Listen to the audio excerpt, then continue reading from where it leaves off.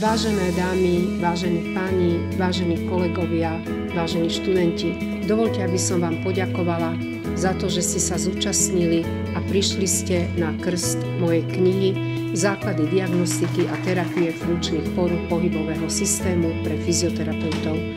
Neprišli ste podporiť iba túto knihu, ale prišli ste podporiť aj samotný odbor fyzioterapie, za čo som vám veľmi vďačná. Študenti majú povinnosť nielen sa registrovať v komore, aby mohli vykonávať toto zdravotnícke povolenie, ale aj sa sústavne vzdelávať.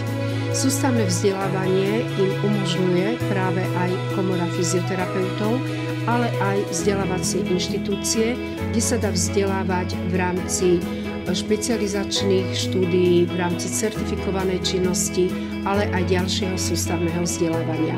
Vďaka za podporu nadácii Librum, vďaka dvom mladým ľuďom, ktorí sa ujali, aby táto kniha mohla výjsť a dostala sa do rúk študentom a fyzioterapeutom.